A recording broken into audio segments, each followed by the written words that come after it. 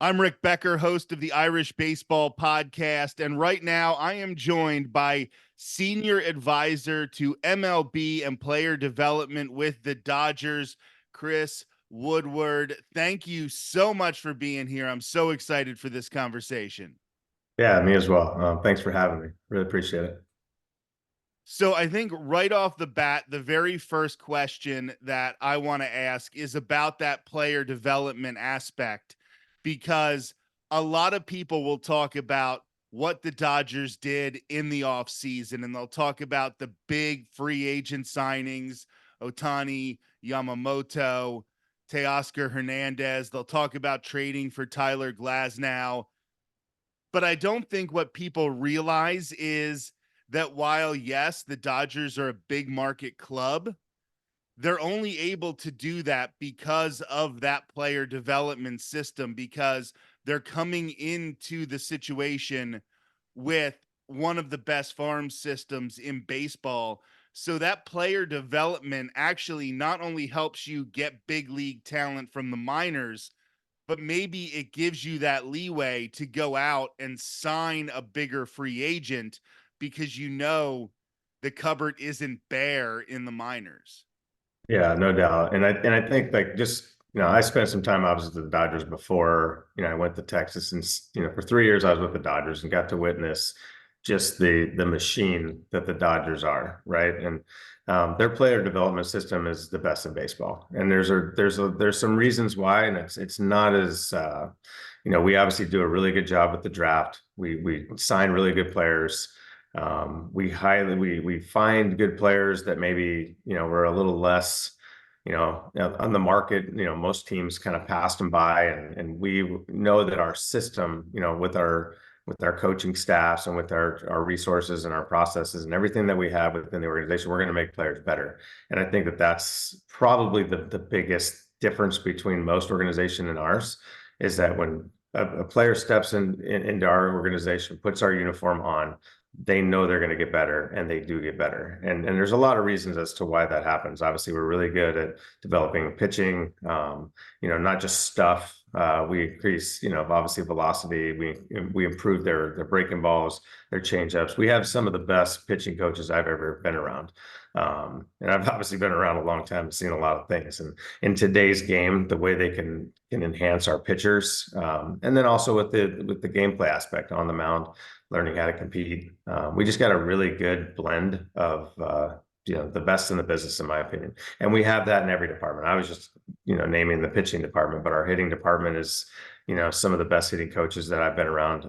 We get poached across the league. Everybody takes our people, and I was one of them at one point. That got taken, by Texas to manage. But we lose a lot of people because we hire such good people. But I think just like I said, it's a well-oiled machine that, once one gets taken, we replace it with another. And we do a really good job. Andrew Friedman at the top. I adore the guy. I think he's brilliant. He does things. That's why I don't really want to go anywhere else. Because I believe in his vision, and we definitely share a common vision as to how things should be operated, and how the culture should be run. And when you step into that environment, it's different. Every player, every staff member knows it. You're supported. You're expected to be curious and lead and do all the things that obviously make you a great coach and a great player. And I think it's very infectious, and people realize it the second they walk into that building. I think there are a few organizations right now that are doing things the right way. And maybe they're doing things differently, but they are doing what works for them. You think of the Rays, you think of the Braves, and these organizations, obviously the Dodgers right up there with it. I know I saw a story where one of the things the Dodgers have done in the minor league system to sort of keep this player development going and keep growing players is they actually treat the minor leaguers better than some other organizations treat the minor leaguers. It's not just a ham sandwich with cheddar cheese after the ball game. Like, they're trying to focus on nutrition, focus on some of these things, before they just get up to the major league level, because honestly, by that point, it's almost too late. If you're not focusing on those things from the very beginning, then they're not going to have those qualities and the benefits when they get up to the big leagues. So, what do you think about some of those things, improving the minor league facilities, improving what they're getting to eat, and some of those simple things that you don't think about translating to wins, but really do in the long run?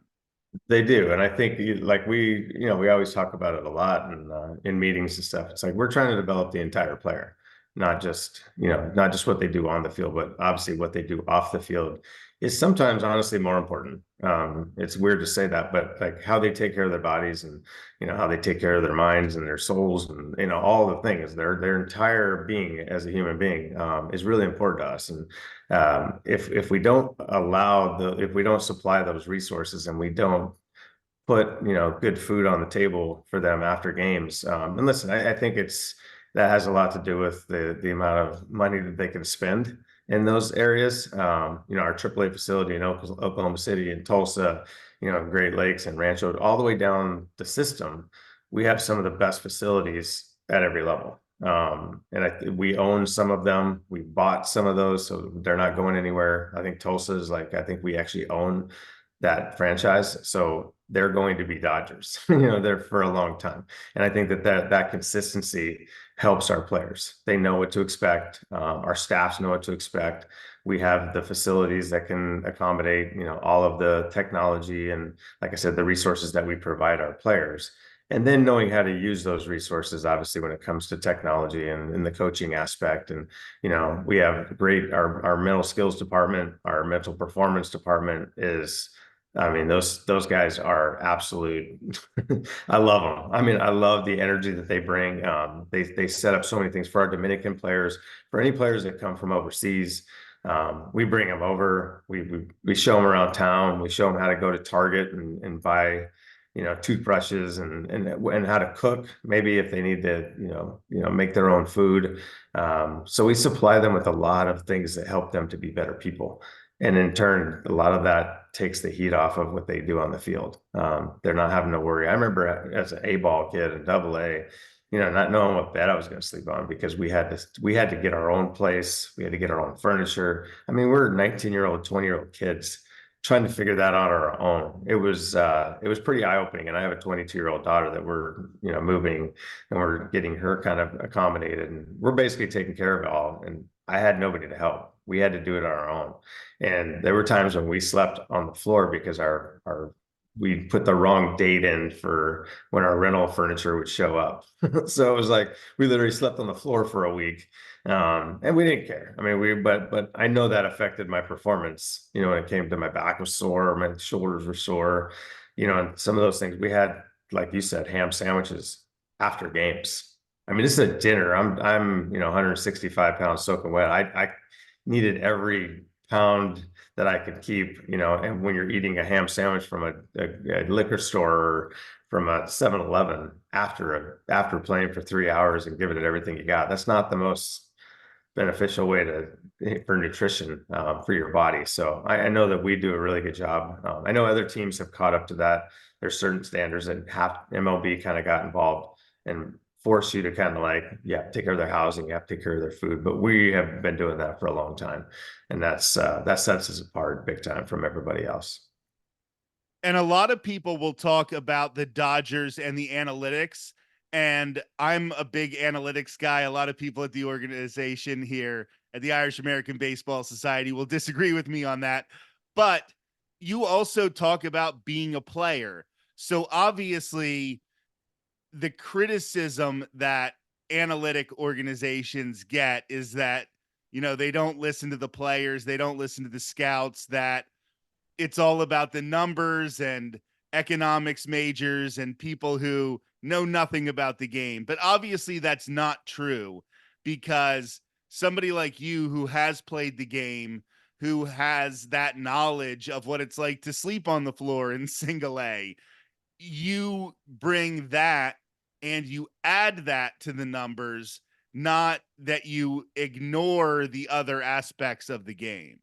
No doubt. And I think that this is a debate. This is where a lot of people that aren't on the inside, they may assume that we run everything. We're way past that. Maybe there was a time when analytics first became popular and maybe in our front office, and guys started looking at numbers a little bit more and starting to, put, okay, this guy has these kind of numbers, this guy has these kind of numbers. Like, we see these things play out. Now we've gone way past that.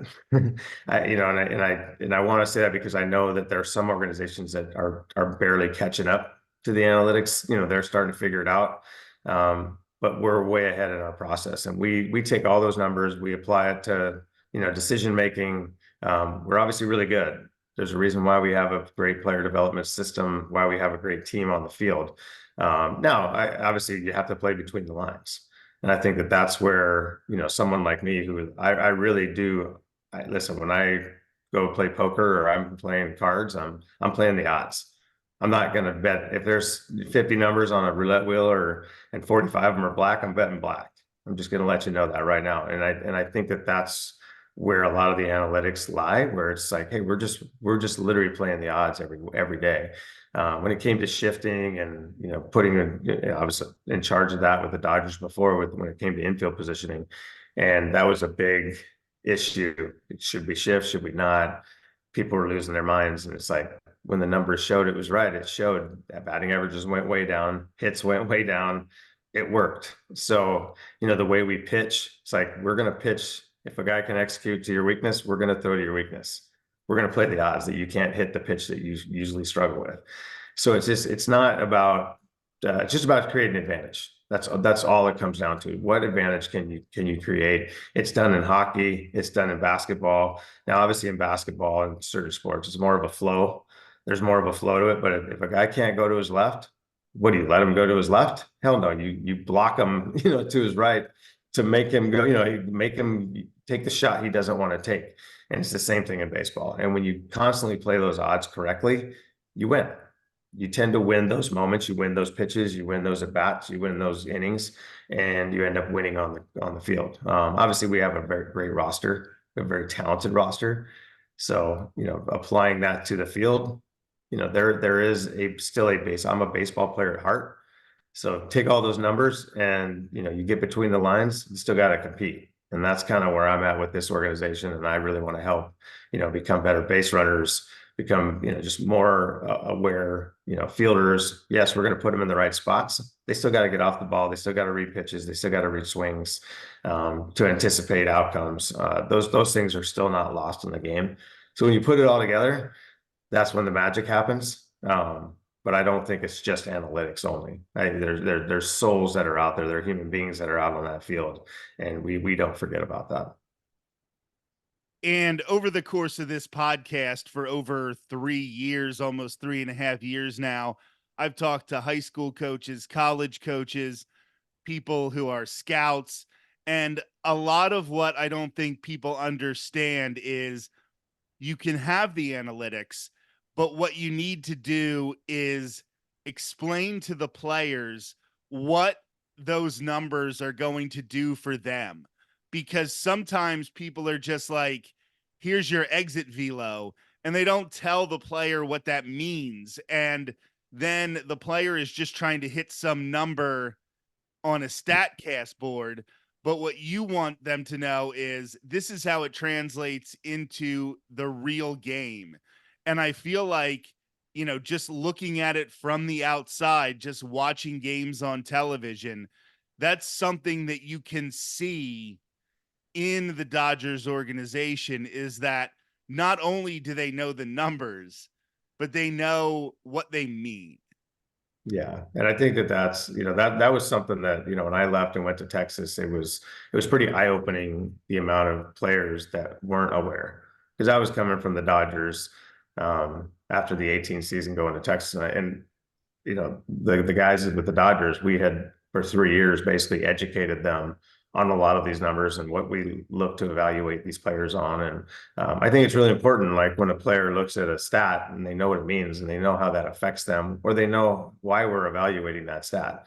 Because we had a lot of guys that we actually platooned in LA before, the Jock Petersons and the Kike Hernandez, they would only play against right-handers or left-handers.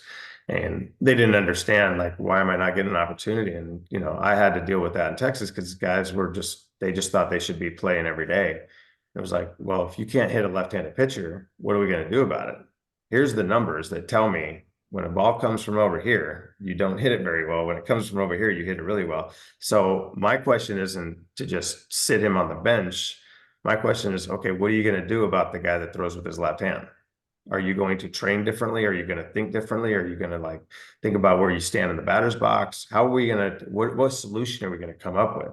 So when you have these numbers that kind of prove certain things, so let's say you can't hit breaking balls, or you can't hit high spin fastballs, or you can't hit sinkers, whatever. Like, I think it's good to expose our players sometimes, because now they can maybe come up with a solution to counter that. And if they can't, and they try and they can't, maybe they become a platoon player. Maybe they become a guy that I have to match up better against. Same thing with pitchers. If a pitcher can't, get out righties, or he can't get out lefties, or he just struggles, second time through or third time through the lineup, like, we're going to present those facts to him and say, okay, you want me to keep you in the game in the fifth inning. Third time around, you struggle. Like, the OPS goes way through the roof and your execution goes down. Like, do you need to be in better shape to be able to execute your pitches? Your velo goes down. All these things happen. Like, how are we going to fix that? And that's where I think, when we get creative and we talk with the player and we have dialogue and there's back and forth, it's not us telling the player, you have to do this, or you have to do this, or you're going to sit against this or that. Like, we present them options, and so they can come up with solutions, so we can work together to try to figure it out. And I think that's, if we do that, at the end of the day, if I'm a manager, I have a responsibility to put the best team on the field for that night. And if I feel like you're not, I'm going to be honest with you and say, hey, Rick, I don't think you can hit this guy. You know what I mean? Like, this is a tough matchup for you. Obviously I'm gonna bat this guy, and it may hurt to hear that, but maybe that gives you a little motivation to go in the cage and talk to the hitting coach and say, hey, I got to figure out how to hit this guys like this, because I don't want to sit the bench. I want to be in there every day. It takes a special guy to hit, obviously, to be able to play every day, but you can't dispute that when I present the facts to you. So I think you did touch a nerve when you talked about a pitcher going beyond the fifth inning and going that third time through the order, because that's obviously a very controversial topic now. When you are developing a player and they are coming up through the minors, how do you balance them getting rocked every once in a while with seeing if you can extend them? Because obviously, once you get to the majors, you can't risk it anymore. Like, I got to pull you if I don't think you're doing well in the third time through the order. But you have a little bit more of a leash in the minor leagues. Do you try to stretch them out more down there so that you know what you're getting when you get up to the big leagues, and you know that you can show them these numbers and say, look, you just struggle when you try to do this? That's a great question, and that's a question I ask a lot, especially with our organization, because we tend to keep guys short in their minor league starts. I think that's more due to health regard, to keep them healthy, to keep their, obviously with the number of Tommy John and shoulder and elbow issues, there's been a ton throughout baseball, and we're trying to limit that as much as possible, trying to get them healthy through the beginning of their career. But I agree with you. I honestly agree. I had a player, Lance Lynn, in Texas, who was, similar to Nolan Ryan-esque, where he's just built different. He's a big burly kid, like, can throw. I remember throwing him over 115 pitches, basically like 4 or 5 starts in a row. And that was kind of unheard of.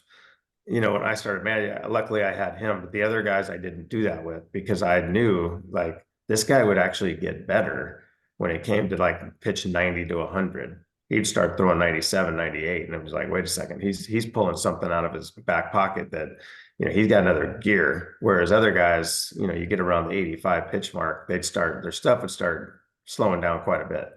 Their execution, their velo, everything's going down. They're going to get hit. Like, we know that.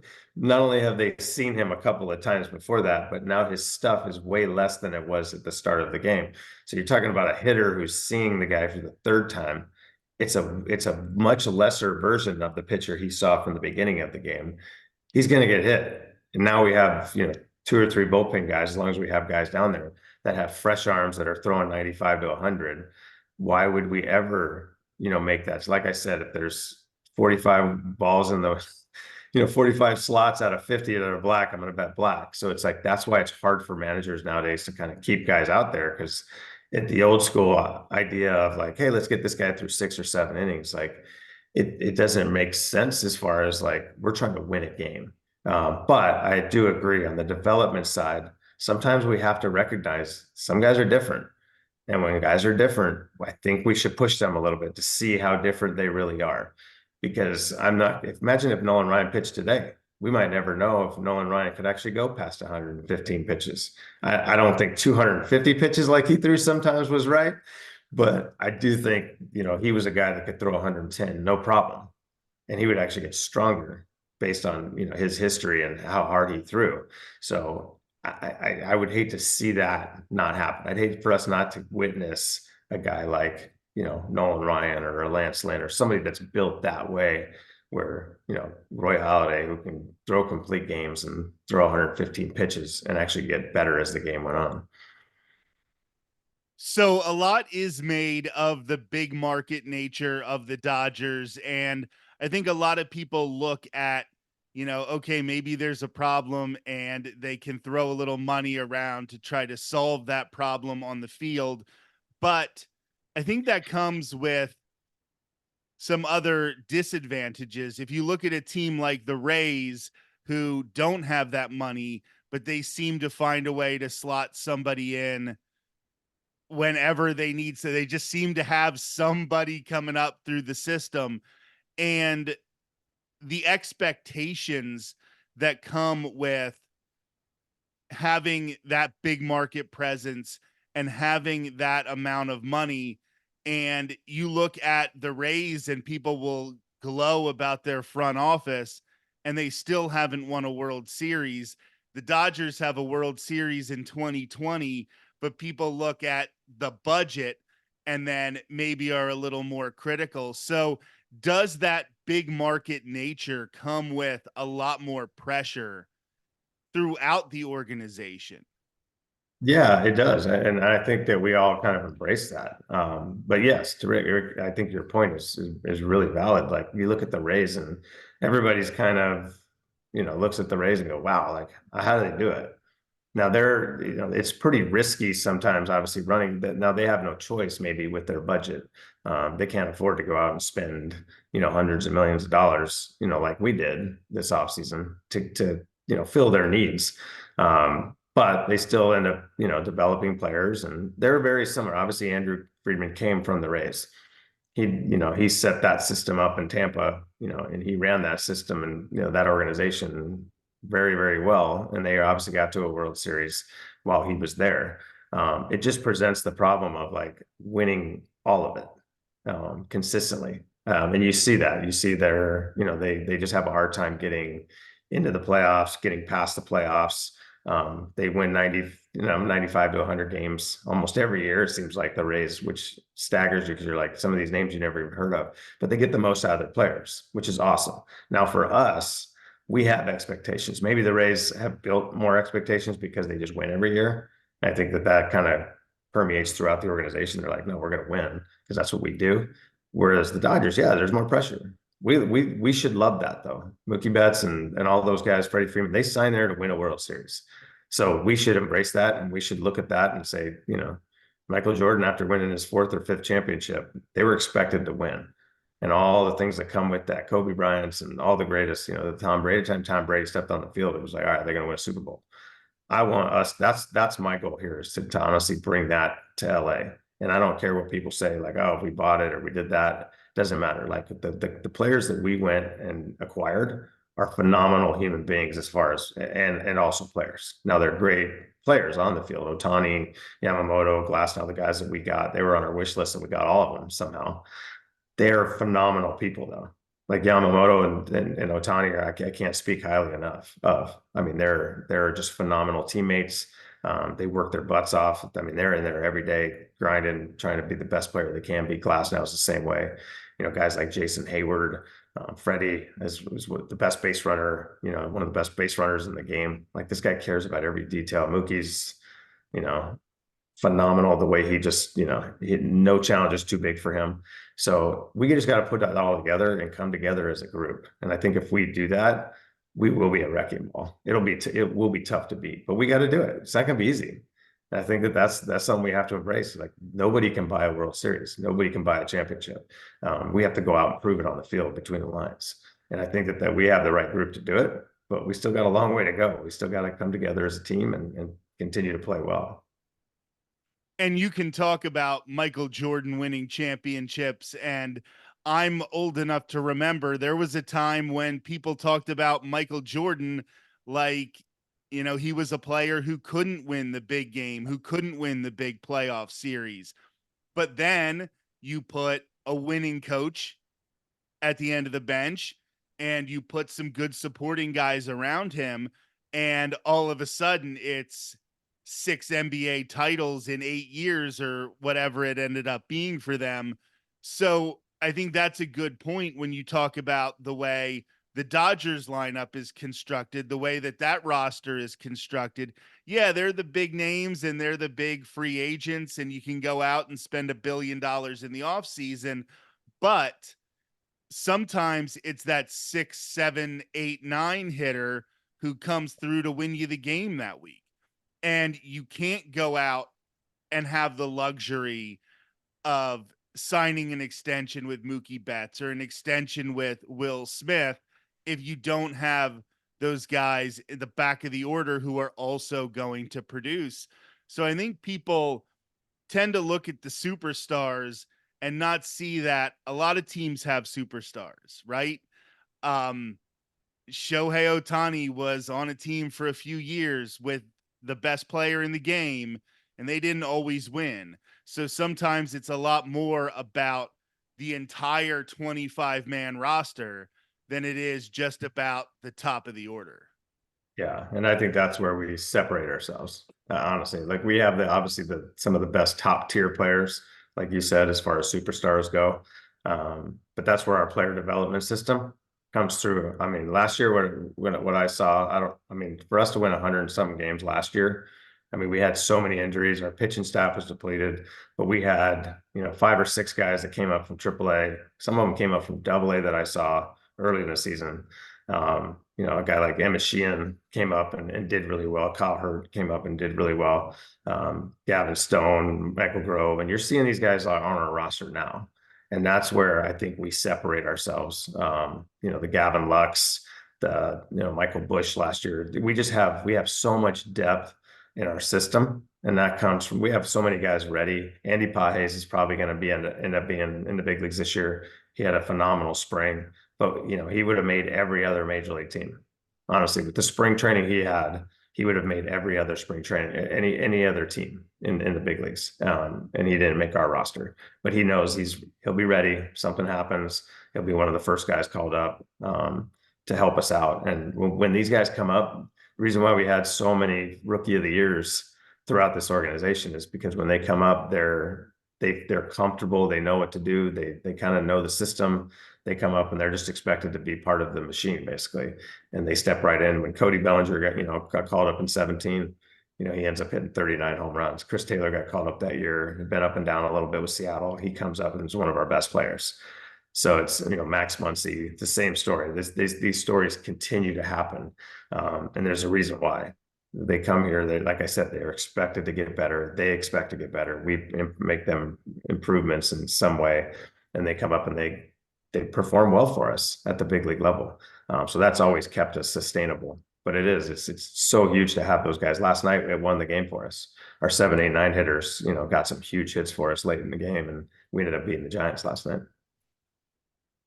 So one more thing before I let you go. This is the Irish American Baseball Society, the Irish Baseball Podcast. And we're obviously having you on because you have some sense of pride in your Irish heritage. So why don't you talk a little bit about that? First of all, what your Irish heritage looks like, because I'm finding as I interview more people, it looks a little different for everybody. Sometimes we have last names that don't make it sound like we're Irish, but we still have a lot of that background. And also how your heritage, like, sort of helps you, and what characteristics from being Irish and from your Irish family have helped you get to the point where you are today?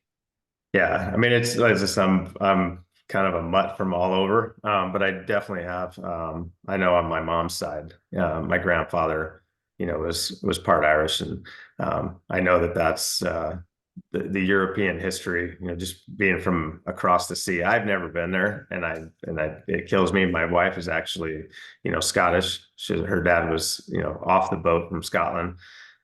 So we definitely, as a family, have a lot of Britain or UK pride in our blood. So we love the opportunity to come on here and obviously share baseball. I didn't even know until a couple friends of mine got me in touch with you guys, and I didn't realize baseball was actually I know there's other sports and soccer and different sports in Europe that are a little more popular than baseball, but it just makes my heart happy, honestly, to hear that baseball is being talked about and being loved across the sea, and would love to help promote it and help in any way. But that background is obviously important to me, and I want to carry that pride on from the people that were before me.